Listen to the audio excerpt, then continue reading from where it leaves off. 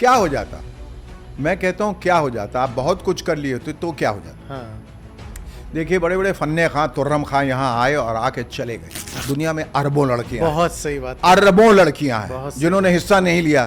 तो आप कैसे सबसे ज्यादा खूबसूरत हैं? आपसे बहुत ज्यादा खूबसूरत दुनिया में है। पुत्र के पास एक कंधा होता है पिता का, जी। जिसपे वो रख करके सर रो सकता है, जी, बट वो पिता कहाँ रोता होगा? देखिए, दुख तकलीफ सबको होती है, वो भी रोता है, लेकिन वो रोने पे अपने आंसुओं को जब्त कर लेता है। क्योंकि अगर वो रोएगा, वो कमजोर पड़ेगा तो बेटा भी कमजोर पड़ेगा। बट आजकल वो नंबर वाला गेम हो गया है। हो गया होगा। मैं उस नंबर वाले गेम में, मैं उस रेस में, मैं उस भीड़ का कभी हिस्सा रहा ही नहीं, इसलिए मुझे फर्क ही नहीं पड़ता। सर अच्छा ही बताइए, सब कुछ सही जा रहा था, तो राजनीति में कहाँ चले गए आप? देखिए, इंसान जब जिंदगी में कभी कभी भटकता नहीं है तो उसे सही राह नहीं मिलती। अब इस पे मैं नहीं जाऊंगा मैंने हाँ। राजनीति में क्यों गया। हो सकता है मुझ पे दबाव रहा बहुत, उस समय परिस्थितियां ऐसी खड़ी कर दी गई, मुझे जबरन वो करना पड़ा।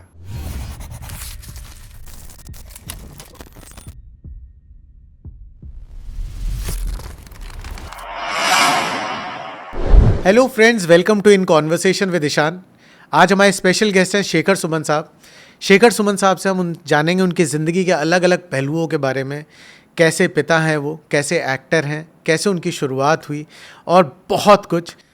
शेखर सर, पहले तो आपका बहुत बहुत स्वागत है। थैंक यू सो मच हमें टाइम देने के लिए। बहुत बहुत धन्यवाद आपका, जो आपने इस लायक समझा, जो हमें इस कार्यक्रम में शरीक किया। नहीं, बट ये तो आपका बड़प्पन है, लेकिन मैं सच ये कहूँगा कि अभी हमारा चैनल आपके मुकाबले बहुत छोटा है और आपका आशीर्वाद रहा तो हम लोग ज़रूर ग्रो करेंगे। नहीं, डेफिनेटली ग्रो करेंगे। ये तो हमारा हक भी है और ये दस्तूर भी है, रिवाज भी है कि जो इसकी शुरुआत होती है तो फिर वो ग्रो ही करता है, आगे बढ़ता है। अगर वो मेहनत, शिद्दत, ईमानदारी है तो वो ज़रूर ग्रो करेगा। तो आने वाले वक्त में ये बात मैं कहना चाहता हूँ वहाँ बैठ के कि आप बहुत बड़े हैं और आपके मुकाबले में मैं बहुत छोटा हूँ, जो हूँ अभी भी, लेकिन फिर भी मैं ऐसे एक कहने के तरीके से कह रहा हूँ। शेखर सर, कई लोग आपको देखते हैं और कई लोग आपसे बहुत कुछ सीखते हैं भी हैं। आपकी शुरुआत कैसे हुई और कैसे, मतलब क्या बचपन से ही आप एक्टर बनना चाहते थे? पिछले जन्म का असर रहा हो या क्या वजह है कि मैं एक्टर बनना चाहता था। और मैं आपको दावे से कह सकता हूँ कि मैं एक्टर नहीं बनता तो मैं कुछ नहीं बनता। मुझे बस यही बनना था। मुझे जो तमाम ज़िंदगी में इर्द गिर्द ये जो किरदार दिखते हैं, आप ये वो जैसे लोग हैं, मुझे वही अदा करना है कि एक ज़िंदगी में कई ज़िंदगियाँ सीखनी हैं और करनी हैं। पोस्टर्स देखा करता था, फिल्में देखा करता था, तो बस दिल सिर्फ एक ही बात कहता था कि बम्बई जाना है और तब तो एक्टर भी नहीं बनना है, तब तो हीरो बनना है ना। पोस्टर पे हीरो बनूंगा। हाँ। पोस्टर में हमारा भी चेहरा होगा, लोग तालियां बजाएंगे, देखेंगे, हमारे नाम के भी लोग हमारे नाम से टिकट खरीदेंगे। और वो दिन आया, मेरी पहली फिल्म उत्सव से। और एक छोटे शहर का लड़का जब इतनी बड़ी फिल्म से शुरुआत करता है तो पूरे शहर में हंगामा हो जाता। हर घर में तुमने सुना, डॉक्टर बाबू का बेटा जो है उत्सव में काम कर रहा है, रेखा के साथ है, हीरो बन के आ रहा है, तुमने सुना। कि वहाँ से एक लंबा दौर शुरू हुआ और वो दौर जो है कई मोड़ से गुज़रता हुआ, कई तंग गलियों से, कई रास्तों से, कई हाईवे से होता हुआ अब यहाँ तक पहुँचा है। और पीछे घूम के देखता हूँ तो क्या है कि आप जितना भी काम कर लें, दिल में एक कसक रह जाती कि ये भी कर लेते, वो भी हो जाता, ये भी मिल जाता तो कितना बढ़िया होता। हम कभी कमबख्त ऐसे इंसानों को बनाया गया, उसकी इंजीनियरिंग ऐसी की भगवान ने, वो कभी खुश रहता ही नहीं। और जो बदा है, जो किस्मत में, वो मिलेगा, जो नहीं वो नहीं बताता। बहुत सिंपल सी फिलॉसफी है, बिल्कुल। उसके लिए क्या रोना। वो कहते हैं ना, समय से पहले वो किस्मत से ज़्यादा नहीं बिल्कुल मिलेगा। बिल्कुल बिल्कुल बिल्कुल। मैं आपको बताऊँ, मैं एक धर्म जी का एक इंटरव्यू देखा। धर्म जी का बड़ा प्यारा इंटरव्यू था। उसमें किसी ने पूछा, आपको अमर अकबर एंथनी ऑफर हुई थी, आपने नहीं की, तो उन्होंने बड़ा प्यारा जवाब दिया, बेटा अगर वो कर भी लिया होता तो भी क्या होता। क्या हो जाता? मैं कहता हूँ क्या हो जाता? आप बहुत कुछ कर लिए होते तो क्या हो जाता। हाँ। देखिए, बड़े बड़े फन्ने खां, तुर्रम खां यहाँ आए और आके चले गए। हाँ। दिलीप साहब गए, दुनिया भूल गई। देव साहब गए, भूल गए। राज साहब गए, भूल गए। राजेश खन्ना गए, भूल गए। इरफान खान गए, ऋषि कपूर गए। इतना अच्छा अच्छा काम, इतने बड़े बड़े कलाकार, लेकिन जाते दुनिया भूल जाती है। दुनिया का दस्तूर है। तो आप क्या कर लेंगे? ठीक है, थोड़े एक दो ट्रॉफीज आपको मिल जाएंगी, एक दो film fair award, national awards आपको मिल जाएगा। वो तो दिल को बहलाने वाली बात है ना। देखिए, आप ब्यूटी पैजेंट में भी देखते हैं, मिस वर्ल्ड, मिस यूनिवर्स, पर आप क्या वाकई मिस वर्ल्ड हैं? क्योंकि कितनी लड़कियां गई थी? 26, 40, 50? दुनिया में अरबों लड़कियां हैं। बहुत सही बात। अरबों लड़कियां हैं बहुत सही। जिन्होंने हिस्सा नहीं लिया। तो आप कैसे सबसे ज़्यादा खूबसूरत हैं? आपसे बहुत ज़्यादा खूबसूरत दुनिया में है। बिल्कुल। तो ये बड़ी एक संकीर्ण सी सोच है, मैं दुनिया का बेहतरीन। आप कैसे हैं?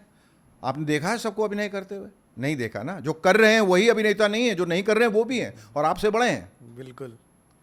तो क्या आप क्या लेंगे? इतनी ट्रॉफीज आप ले लिया, कुछ खरीद लिया, कुछ रिव्यूज़ लिखवा लिए, कुछ बटोर लिया, कुछ वाकई आपको मिल गया। लेकिन ठीक है, वो भी ठीक है अपनी जगह, लेकिन उसको सोच के कुछ किसी मुगालते में नहीं रहना चाहिए। कभी करवाया आपने रिव्यूज का काम? जी, रिव्यूज का काम करवाया कभी? कभी नहीं, कभी नहीं। जरूरत, देखिए, जो मांग के लिया जाए ना वो भीख है। क्या बात बोली है, क्या बात सर, वेरी नाइस। और जिस चीज़ के लिए और अपनी इज्जत के लिए अगर खैरात मांगनी पड़े तो हम ऐसे ही खुश हैं। हम खैराती नहीं हैं। तो हमने ना कभी रिव्यू तो छोड़िए, हमने कभी काम भी नहीं मांगा किसी से आज तक नहीं कि हमें ज़रा अपने एक दिमाग में रखिएगा, जहन में रखिएगा, कभी कोई हुआ तो दे दीजिएगा। क्योंकि ज़रूरत क्या है, मैं आपके सामने हूँ, मेरा हुनर आपके सामने। अगर आपको मैं अच्छा लगता हूँ और वक्त पे याद आया तो मुझे काम दे दीजिएगा, जैसे बंसाली साहब ने दे दिया। मैं तो उनके पास नहीं गया था, तो ये उनका बड़प्पन है और ये उनकी सोच है कि उनको लगा कि इसमें शेखर सुमन ही ये नवाब का रोल अदा कर सकते हैं, तो वो मेरे पास आए। या मेरी किस्मत में बदा था वो, हो सकता है इसके पहले वो किसी और के पास गए हों इस रोल को लेके, उसने किसी वजह से ना की हो, मेरे पास ही आ गया। जो भी वजह रही, लेकिन मैं तो कर रहा हूँ। उसके लिए मुझे जाकर हाथ फैलाने की ज़रूरत नहीं कि सर मेरा ख्याल रखिएगा।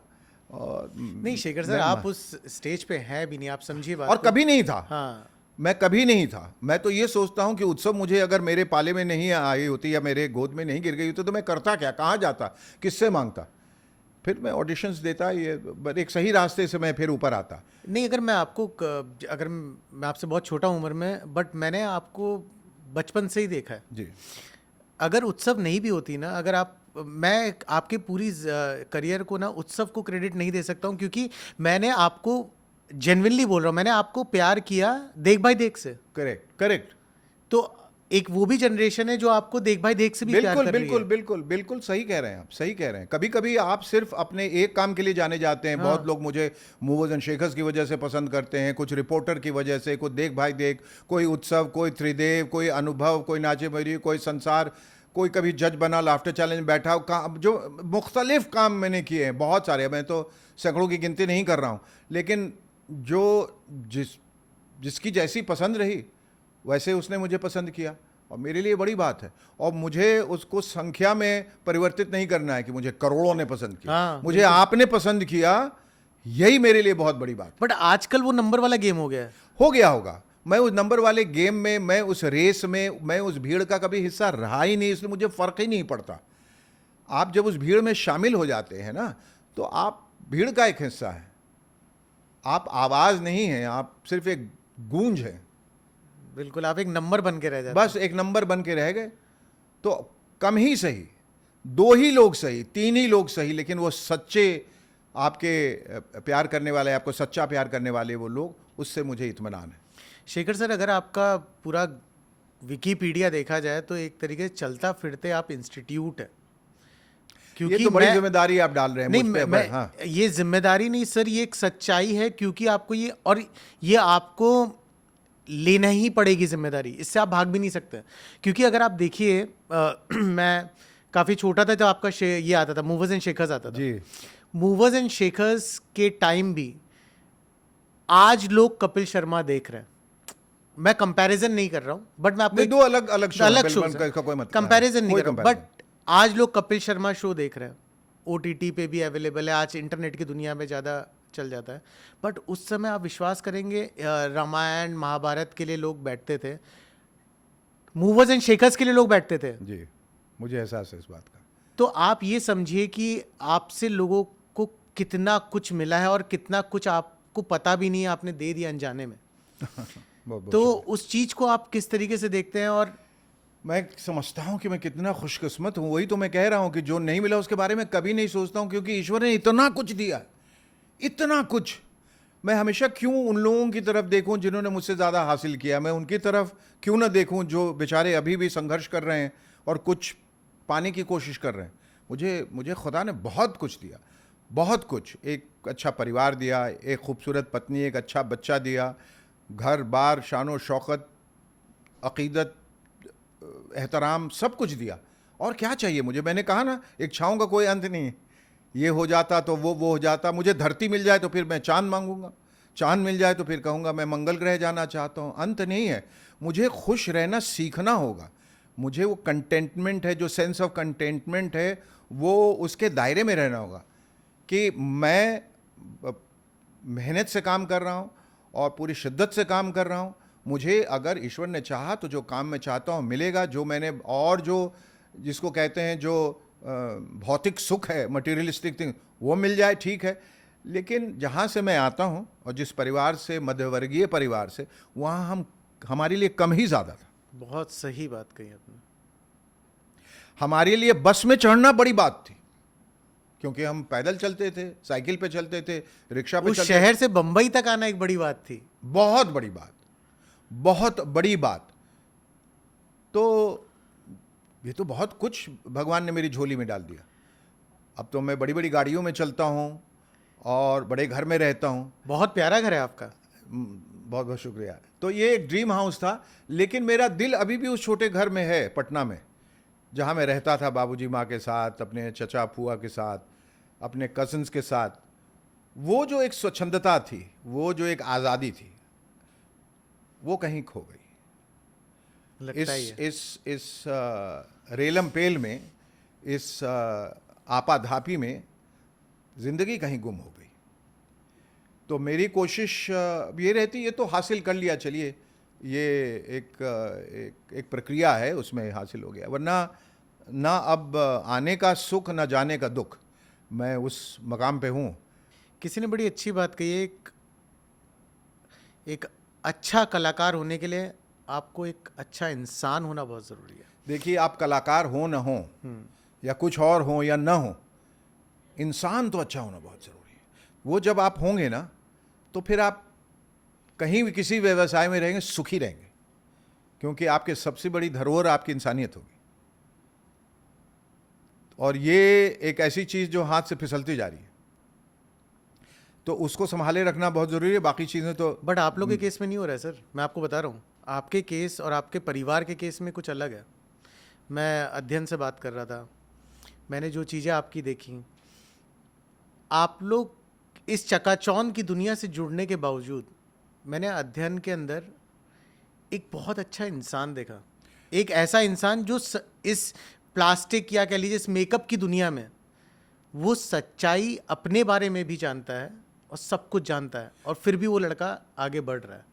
मैंने उसको कहा कि तुम्हारे अंदर सिद्धार्थ से गौतम बनने की प्रक्रिया शुरू हो गई। क्या बात है, क्या बात है सर, क्या बात है। सच्चाई को जान चुका है, सच्चाई पहचान चुका है, और उस सरलता को, सहजता को और उस सत्यता को अपने अंदर पूरी तरह से उतार चुका है। खुश होता हूँ उसको जब देखता हूँ कि ये आज के ज़माने का लड़का नहीं, इस चकाचौंध में होते हुए भी वो उससे मीलों दूर है। वो रूहानी है पूरी तरह से, दिल वाला है, दिल से बात करता है, दिल से सोचता है, दिल से करता है सब कुछ। मेरे ख्याल से दिमाग तो इस्तेमाल करता ही नहीं वो, क्योंकि जहां आप दिमाग इस्तेमाल करेंगे वहां आप इन जटिलताओं में फंसते चले जाएंगे। बट आपको लगता है सर, जिस इंडस्ट्री में वो है या जिस इंडस्ट्री में आप भी हैं, आपको लगता है इस इंडस्ट्री में, क्योंकि आप काफ़ी, मतलब you have a lot of experience, आपको लगता है कि इस इंडस्ट्री ऐसे लोगों को एक्सेप्ट करेगी या ऐसे लोग सरवाइव कर पाएंगे जो दिल से चल रहे हैं? अब तक तो किया है। क्या बात है सर, आगे भी करेंगे। बिल्कुल।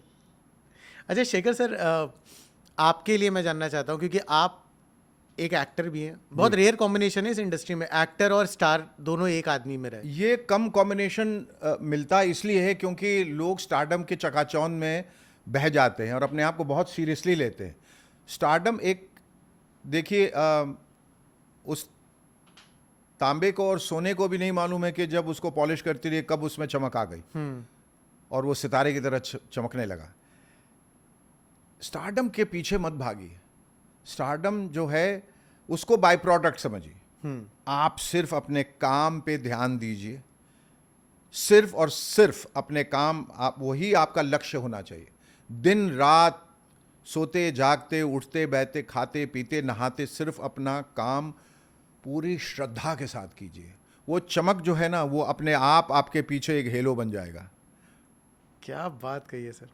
सर अच्छा ये बताइए, सब कुछ सही जा रहा था तो राजनीति में कहाँ चले गए आप? देखिए, इंसान जब ज़िंदगी में कभी कभी भटकता नहीं है तो उसे सही राह नहीं मिलती। तो कभी कभी सही राह पाने के लिए भटकना ज़रूरी है, और हर इंसान जो वो भटका है उसने सही राह पाई। तो ये एक ज़िंदगी का हिस्सा है। कभी हालात ऐसे होते हैं, कभी परिस्थितियां ऐसी होती हैं, कभी मजबूरियां होती हैं। अब इस पे मैं नहीं जाऊंगा, मैंने राजनीति में क्यों गया। हो सकता है मुझ पे दबाव रहा बहुत, उस समय परिस्थितियां ऐसी खड़ी कर दी गई, मुझे जबरन वो करना पड़ा। वरना क्या वजह थी कि मैंने उसको 15-20 दिन के अंदर ही छोड़ दिया। जैसे ख़त्म हुआ मैं भाग के आ गया कि अब हो गया भाई, खुश हो तुम लोग, मैं लड़ लिया, अब जा रहा हूँ। क्योंकि ये वो नहीं है जो मैं करना चाहता हूँ या करना चाहता था। पर इसका मतलब ये भी नहीं है कि आगे कोई रास्ता खुलेगा तो मैं नहीं जाऊँगा, क्योंकि कभी ऐसा नहीं कहना चाहिए। क्योंकि मैं अगर जाता भी हूँ तो मैं ये सोच के गया था कि मैं अपने शहर के लिए, अपने प्रदेश के लिए, अपने कंस्टिट्यूएंसी के लिए कुछ करूँगा। मैं हमेशा बैठ के ये बोला करता हूँ, या हम सब बोला करते हैं, इसने ये नहीं किया, उसने वो नहीं किया, ये इसके लायक नहीं है, इसका हकदार नहीं है, जाने इसको किसने बना दिया, और उसको प्रताड़ित करते रहते हैं, उसकी आलोचना करते रहते हैं। आप करके जाके दिखाइए एंड सेट एन एग्जाम्पल। आप एक मिसाल बने, उदाहरण बने। लेकिन मैन प्रपोजेस, गॉड डिस्पोजेस। तो कभी आप जो सोचते हैं वो होता नहीं है। तो अब किस वजह से नहीं होता, उसके पीछे भी कोई एक मंशा होगी भगवान की कि आप ठहरिए, आप गलत जगह जा रहे हैं, आप इधर आइए, आपका रास्ता यहाँ है। तो आगे अगर ऐसा कोई रास्ता निकलता है जहाँ मुझे लगता है कि नहीं मैं कर पाऊंगा तो कभी आप ये पूरे आश्वासन के साथ नहीं कह सकते ये मैं नहीं करूंगा। वो तो जिद वाली बात हो गई। बिल्कुल। मैं एक खुले दिल का इंसान हूँ। इंसानियत के लिए, लोगों के लिए, समाज के लिए, देश के लिए, दुनिया के लिए जो अच्छा हो सकता है मैं करूँगा। शत्रु जी ने कभी कुछ समझाया आपको? उसके बाद कभी बातचीत हुई आपकी शत्रु जी से? इस तरह से कोई बैठ के कोई सीख नहीं दी। हाँ। क्योंकि आगे जो बैठा इंसान है उसको भी मालूम है कि ये इंसान कहाँ से आ रहा है और कितना इसको तजुर्बा है, क्या ज्ञान है, कितना विजडम है। इसको बताने की ज़रूरत नहीं, let him learn by himself. और तो ऐसी कोई सीख उन्होंने नहीं दी कि हाँ, लेकिन यदा कदा कभी भी कोई अगर कोई सलाह चाहिए होती थी तो मैं उनके पास जाके पूछता था ऐसा अच्छा? करना चाहिए, नहीं ये फिल्म करनी चाहिए, ये कैसे निर्देशक इनके साथ आपने काम किया है, वगैरह वगैरह। तो बल्कि मुझे याद है कि मैं उनको फिल्म से टेलीविज़न में लेके आया था, एक सीरीज़ में जिसमें हमने काम किया था साथ दूरदर्शन पे, जिसका नाम था देवता। हाँ। तो बहुत कम लोगों ने उसको देखा। तो वो कह रहे थे कि भाई उस समय ये मानसिकता बहुत थी कि फिल्म से टेलीविज़न में नहीं जाना है, फिल्म से। मैंने कहा कि मैं आया, मैं तो फिल्मों से आया हूँ, इतनी फिल्में करने के बाद टेलीविज़न पे आया। ये एक बड़ा मायोपिक सा थॉट है, ये बड़ा एक संकीर्ण जो सोचने वाले हैं कि आप काम कर रहे हैं, लोग आपके काम को पसंद करते हैं, पर्दे को नहीं। तो सबसे पहले मैं आया था तो फिर लोग कतराते थे कि नहीं, और मुझे भी कहते थे तुम फिल्म के एक्टर हो, टेलीविज़न क्यों कर रहे हो।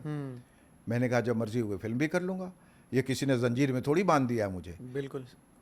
कलाकार को हर तरह का काम करना चाहिए। और उस समय की अगर बात करें तो फिल्में साल की 2 से 3 आप कर लेंगे, लेकिन वो भी बहुत बड़ी बात थी उस समय। तो 2 से 3 करना मतलब शिफ्टों में काम करना बहुत ही डिफिकल्ट था। बट टेलीविज़न में क्या था सर कि आप आम घर से, आम गृहिणी से, आम बच्चों से आप डायरेक्टली जुड़ रहे थे, परिवार का हिस्सा बनते थे, परिवार के हिस्सा थे आप। At that very same time sir, आपको जब आपने उत्सव की तो उस समय आप एक न्यू कमर थे।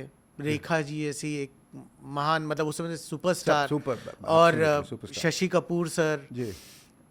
तो आपको ऐसा नहीं लगा कि यार मैं पहली फिल्म ही अगर इतनी बड़ी कर लूँगा तो मैं अपनी खुद के लिए इतनी बड़ी एक रेखा खींच दूंगा कि उसके बाद मेरे लिए प्रॉब्लम भी हो सकती है करियर। अब ऊपर जाने का कोई रास्ता नहीं, अब तो नीचे ही आना होगा। अब तो नीचे ही आना होगा, ये नहीं लगा? ऐसी कोई बात नहीं है। मतलब बड़ी फिल्मों से शुरुआत बहुत कम लोगों को मिलती है, और ये है कि जब जहाँ से हमने शुरुआत की थी कम से कम नीचे नहीं तो वहाँ तक तो रह ही सकता था। ये भी तो बिल्कुल। सोच है कि एक बड़ी फिल्म करने के बाद तमाम बड़ी फिल्में आपके हिस्से में जोली आती में। हैं और आप वो करते हैं। तो ये डर तो मुझे कभी आया नहीं, बल्कि बहुत ज़्यादा मुझे खुशी हुई, और जिसको कहते हैं कि एक आत्मविश्वास जो है, मनोबल बहुत बड़ा, कि न्यू कमर होते हुए इतनी बड़ी फिल्म का दारोमदार शशि जी ने मेरे कंधे पे रख दिया। बहुत तो बड़ी बात ये है। बहुत बड़ी बात है। तो इस जिम्मेदारी को आगे ले जाना है और उनके नाम को रोशन करना है, ताकि लोग कह सकें कि ये देखो तुम्हारा बच्चा देखो अब कहाँ पहुँच गया। और मैंने यही कोशिश की, और शशि जी बीच में मिले ही, बोले बच्चे बहुत बढ़िया, great, you are doing great work. बहुत अच्छा लगा मुझे उस वक्त, बहुत अच्छा लगा, क्योंकि गुरु जब आपके पीठ शाबाशी देता है, पीठ थपथपाता है, तो उससे बेटर फीलिंग और उससे ज़्यादा खुशी कभी नहीं महसूस होती। नए कलाकार थे और सब स्टार्स थे उस, जी। तो उसमें कुछ डिस्क्रिमिनेशन और ये सब कभी देखिए, कहीं feel- ना कहीं तो होता है। फिर मैं जिस आत्मविश्वास की बात कर रहा हूँ ना, वहाँ वो, चूंकि मेरा एक बहुत ज़बरदस्त थिएटर बैकग्राउंड था, उसने मुझे बहुत हेल्प किया, क्योंकि ऑडियंसेस के सामने काम करने की आदत थी, सैकड़ों ऑडियंस के सामने जाके स्टेज पे काम कर रहे हैं। तो हाँ, यहाँ एक यूनिट में जहाँ ज़्यादा से ज़्यादा क्या 100-200 लोग होंगे, मैं तो हज़ारों के सामने किया, वो एक जो आत्मविश्वास है वो आपके काम आता है।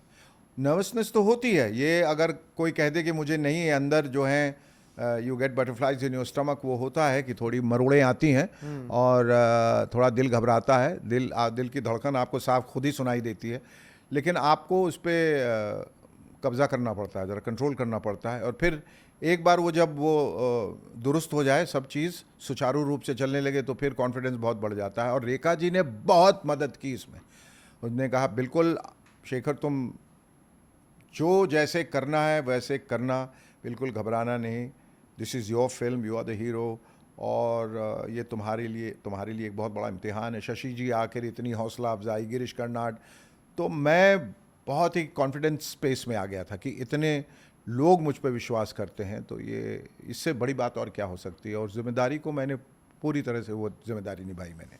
जिम्मेदारी भले कलाकार की हो या एज ए पिता की हो, आपने दोनों ही बहुत प्यार से निभाई। एज अ शुक्रिया। पिता भी आपने अध्ययन का जो साथ दिया, जी। बट आप कहीं ना कहीं एक चीज़ देखते हैं, एक वो टाइम था जब कंट्रोवर्सीज चल रही थी, हर न्यूज़ चैनल पे आप लोग के जिक्र हो रहे थे, जी। और आज एक दौर है हीरा मंडी के दौरान, आज भी आप चर्चा में हैं, और आज भी आप पिता पुत्र एक साथ खड़े हैं।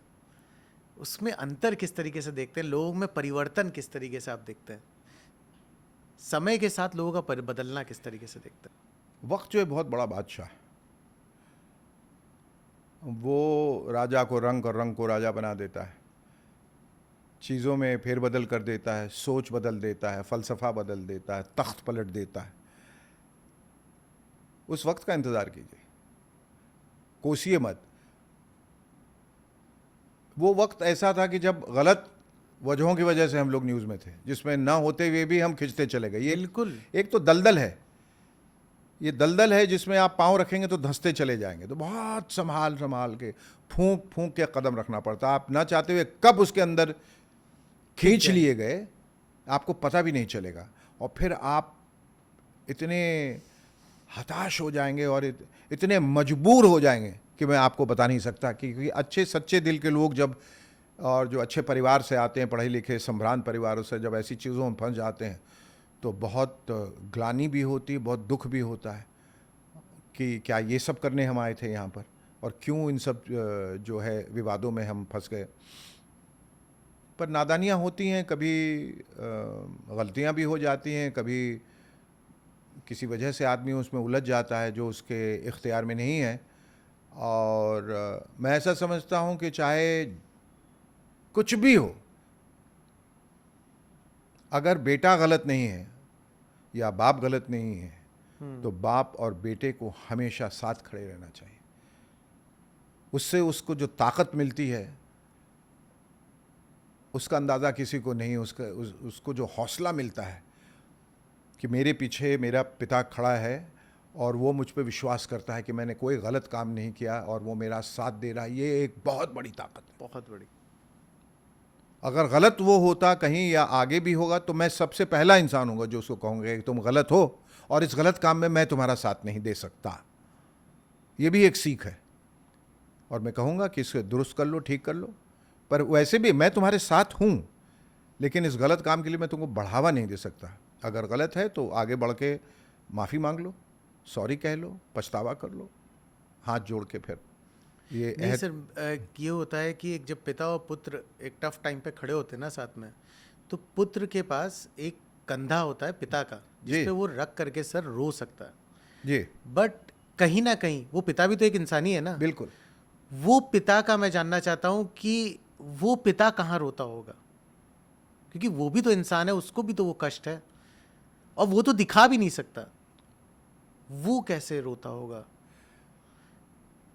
देखिए, दुख तकलीफ सबको होती है, वो भी रोता है, लेकिन वो रोने पे अपने आंसुओं को जब्त कर लेता है, क्योंकि अगर वो रोएगा, वो कमज़ोर पड़ेगा तो बेटा भी कमज़ोर पड़ जाएगा, बेटा कमज़ोर पड़ेगा तो पत्नी भी कमज़ोर पड़ेंगी, उसके दोस्त भी कमज़ोर पड़ेंगे। इसलिए उसका अपनी जगह पे उसकी स्थिरता, उसका अडिग रहना, उसका मजबूत स्तंभ की तरह खड़े रहना बहुत ज़रूरी है।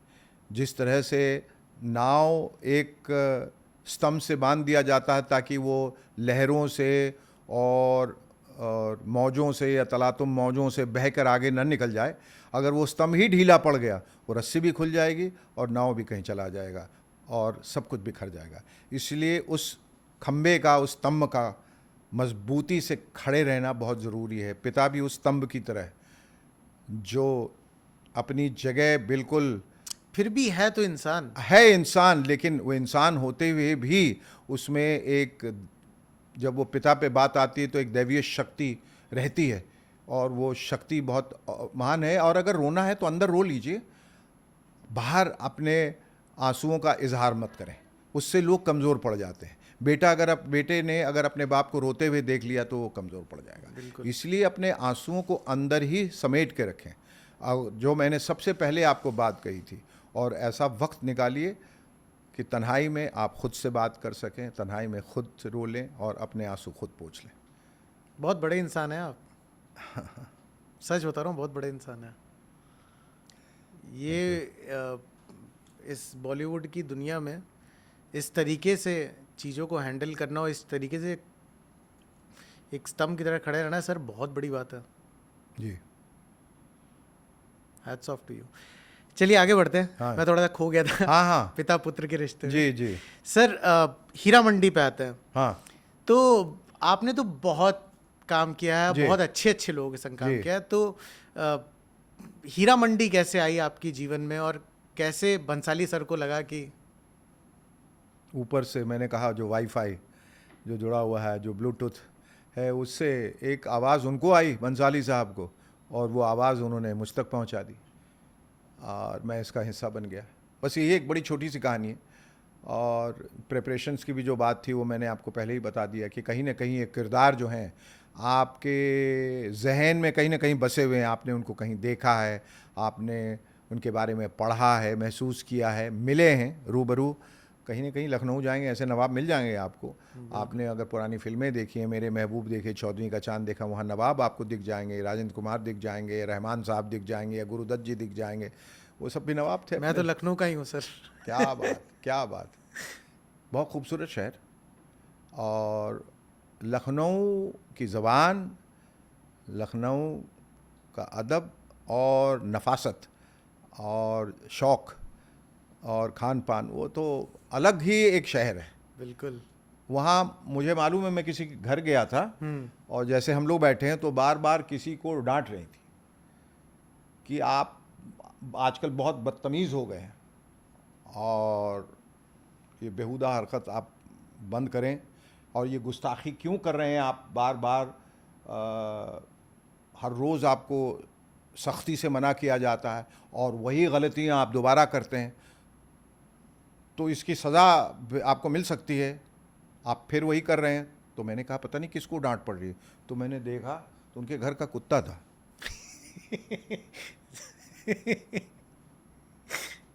क्या सर? तो उसको उससे भी इतने अदब से बात की जा रही थी, तो मैंने कहा तो फिर इंसानों को कैसे ट्रीट करते होंगे यार? मैं आपको बताता हूँ हाँ। लखनऊ कैसा है। लखनऊ और मेट्रोपॉलिटन्स में अंतर जी। ये है सर कि लखनऊ में आप मेरे घर आए या आप किसी के घर गए और आपने दोपहर के समय पहुंचे और आपने खाना नहीं खाया, तो वो एक तरीके से मेरी बेइज्जती होगी। और जो बड़े शहरों में क्या होता है, अगर आप गए और आपने खाना खा लिया तो आदमी सोचता है यार ये देखो इसी समय आ गए। ये अंतर इसको है। और कोई वक्त नहीं मिला है, खाने के वक्त ही टपक गया। हाँ हर रोज यही करता होगा, 12-1:30 बजे करीब ये पहुंच जाता होगा किसी के हाँ, घर। तो ये अंतर है दोनों शहरों में। ये शहर थोड़ी है, ये जंगल है। यहाँ इंसान नहीं बसते, यहाँ सब खौफनाक लोग हैं। ये बाशिंदे जो हैं, ये इनके बारे में, ये तो अब रोबोट्स बन गए हैं, एआई क्रिएटेड रोबोट्स हैं ये, जो जैसे एलेक्सा है या कोई और, जिसकी आवाज़ तो सुनाई दे दिखाई नहीं देती, कम वक्त कौन है ये। तो उसी तरह से ये लोग जो हैं, ये एक ये बुत हैं, ये सब पत्थर हैं, और जैसे हैं वैसे उनका दिल भी है, वैसे उनका रूह भी है। ये तो ये जंगल में ये सब भटक रहे हैं, यहाँ कोई कायदा कानून तो है नहीं, ये सब खोए हुए, ये सब सिरफिरे लोग, ये इनको क्या कहा जाए, इनको इंसान कहने में शर्म आती है। पर इसी जंगल में रहना और अपना रास्ता ढूंढना, मैंने कहा कि अपनी एक छोटी सी राह, अपनी छोटी सी कुटिया मिल जाए, पेड़ के नीचे एक साया मिल जाए, दरख्त के नीचे जहाँ बैठ जाएं और बस उस बयार को महसूस कर सकें और जुड़ जाएं रूह से, ईश्वर से और नेचर से, तो बड़ी खुशी है। इससे जितना दूर रहेंगे इस जंगल से, दानवी लोगों से जितना दूर रहेंगे उतना सुकून है। जितना जुड़ेंगे, जितना घुसेंगे, उतना फंसेंगे। शेखर सर, वो भी मिल जाता, वो भी कर लेते तो क्या होता? ये एक लाइन पे आता हूँ मैं। तो आपने इतना कुछ मुकाम हासिल कर लिया, तो ये हीरा मंडी भी मिल गई या हीरा मंडी भी करी, तो क्यों करी? क्योंकि ये तो आपने इसलिए तो नहीं करी, ये तो क्लियर है कि यार मेरा करियर बन जाएगा या मैं कुछ करूँगा। ये आपने क्यों करी? क्योंकि अभिनय मेरा काम है, मैं इसी के लिए आया हूँ, यही मेरी तपस्या है, यही मेरा फ़लसफ़ा है, यही मेरी सोच है, यही मेरा लक्ष्य है, यही मेरी दिशा है, यही मेरा गंतव्य है। इसीलिए इससे कुछ हासिल हो जाएगा ये नहीं, लेकिन आंतरिक एक खुशी मिलेगी मुझे कि मैं जिस सोच के साथ यहाँ आया था, कि मैंने शुरुआत में बात की थी कि मैं अलग अलग किरदार अदा करूँगा, उसमें इसे एक किरदार ये भी, और इतना हसीन किरदार, और वो उस किरदार उस ज़माने का, जब ज़माने के लोग में ठहराव था, एक इंसानियत थी, बुरे होते हुए भी उनमें इंसानियत थी, वो बेईमानी भी ईमानदारी के साथ करते थे। इसीलिए भंसाली साहब के जो किरदार हैं वो बुरे भी होते हुए भी आपको बहुत अच्छे लगते हैं, इसलिए क्योंकि उससे मुझे बहुत खुशी मिली और बहुत सुकून मिला।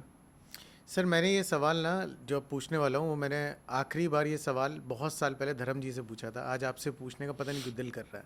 आपके परिवार में सब कुछ है, सुख शांति, आपका बेटा एक कामयाब एक्टर है, अब हीरा मंडी के बाद आपके घर में ना, पूरे परिवार में इस चकाचौंध की दुनिया में होने के बावजूद एक चीज़ की कमी है, वो है घमंड।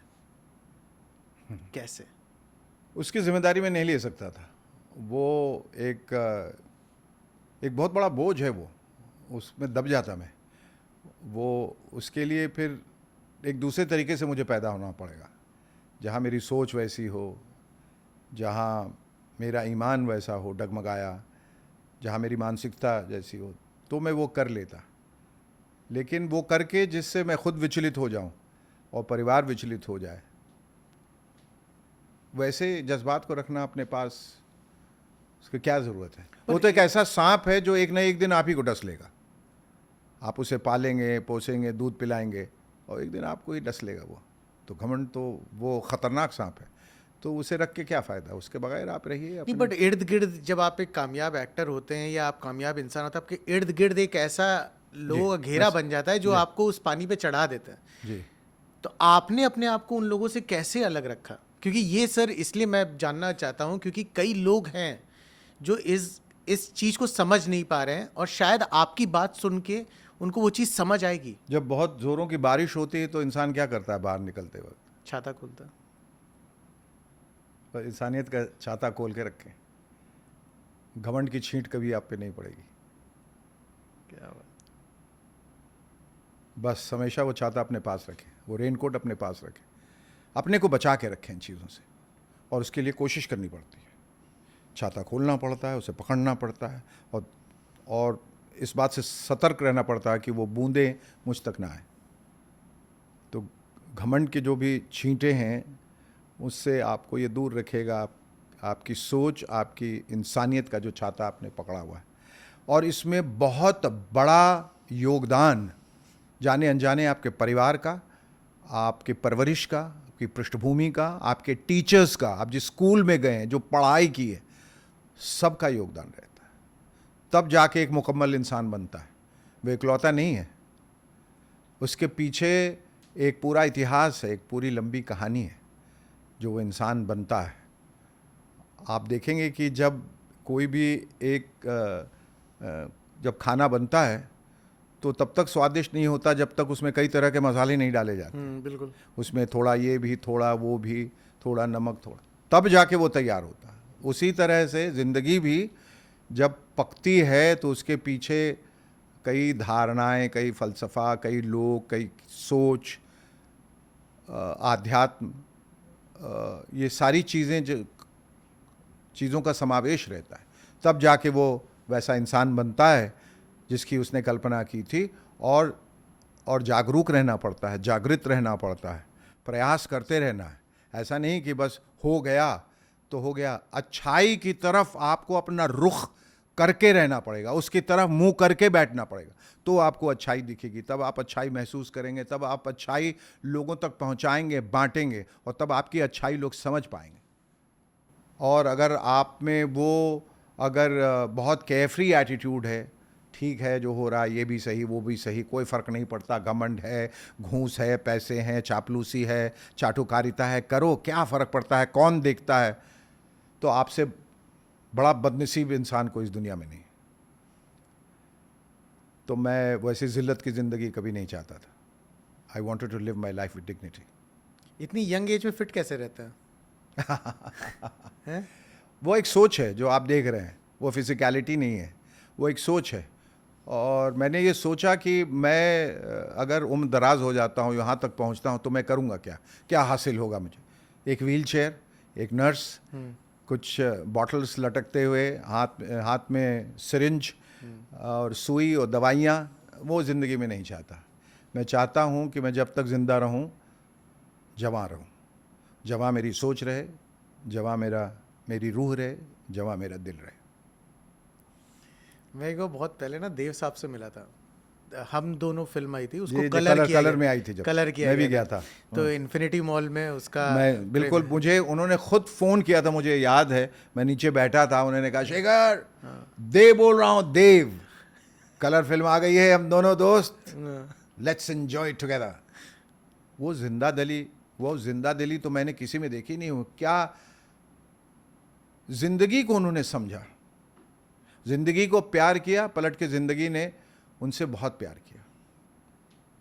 देव साहब अब तो खैर अब इस दुनिया में नहीं है, लेकिन जिस तरह से आनंद की आखिरी लाइन है कि आनंद मरा नहीं, आनंद मरते नहीं, क्योंकि आनंद एक जज्बा है दूसरों को खुश रखने का। ज़िंदगी बड़ी होनी चाहिए, लंबी नहीं हो, वो एक फ़िलॉसफी है। फ़िलॉसफी कैसे मर सकती है?